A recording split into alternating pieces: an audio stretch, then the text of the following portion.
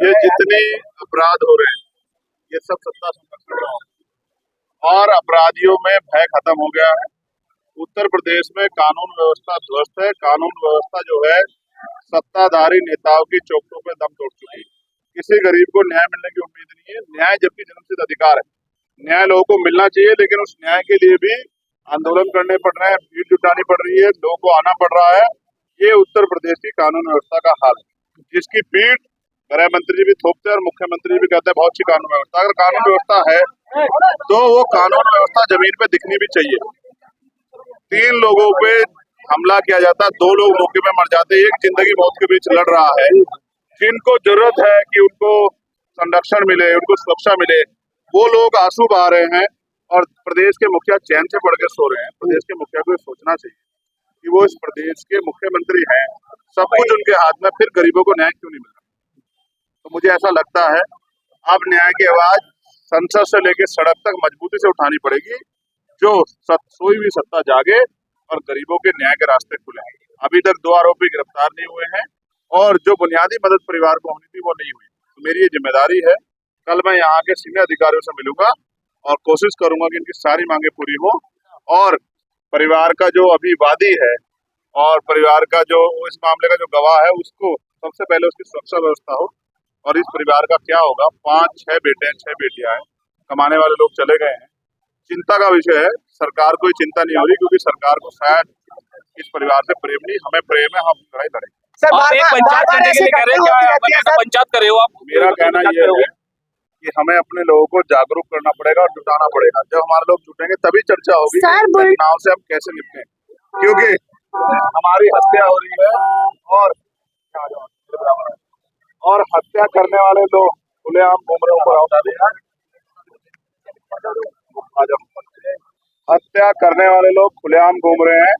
अभी मुझे पता लगा कि जिनको जो हॉस्पिटल में है उनको अपने इलाज के लिए जेब से पैसे खर्च करने पड़ रहे हैं। एक तो सब कुछ खत्म हो ही गया, फिर भी प्रशासन और पुलिस की और सरकार की ऐसी अव्यवस्था जो है जिसके कारण परिवार पीट रहा है, ये और जो है संदेह घेरे में खड़ा करती है। ये वाली पंचायत जो है आप कब करोगे? अब ये समाज का फैसला है। मैं तो समाज का एक वर्कर हूँ, यही परिवार तय करेगा। जिस दिन डेट देगा उस दिन हम सब लोग यहाँ आएंगे पुनः। सर, बुलडोजर बाबा के नाम से योगी जी कहलाते हैं। सर, बुलडोजर बाबा के नाम से योगी जी कहलाते हैं। उनके शासन में पुलिस प्रशासन ना ही किसी तरीके से कोई उन लोगों की समस्या का समाधान करिए। आज से 10 दिन हो चुके हैं और 2 अभी अब फरार है।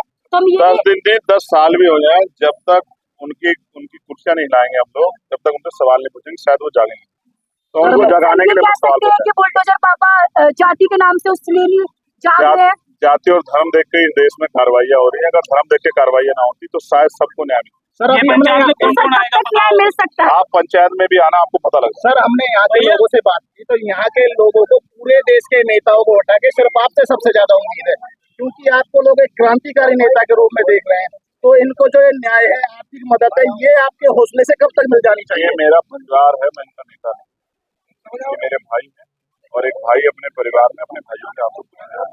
अगर आज मेरे हाथ में और ताकत होती, मैं उत्तर प्रदेश की कुर्सी पे होता तो आज इन परिवार के 1 करोड़ रुपए की मदद करता और गुंडों को बताता किस तरह जुर्म किया जाता है। कई पीढ़ियां याद रखती, मेरी बात को याद रखता। अब वो दिन आएगा जिन कमजोरों के हाथ में ताकत होगी, मैं बताऊंगा कि कोई किसी का नाइंसाफी नहीं करता। सर, पार्लियामेंट में क्या मांग करने वाले हैं? देखिए, पार्लियामेंट चले तो इस घटना के साथ साथ जो जुल्म दलितों पे, आदिवासियों पे, पिछड़ों पे, किसानों पे और मुसलमानों पे मॉब लिंचिंग के रूप में हो रहा है, वो जुल्म खत्म होने चाहिए।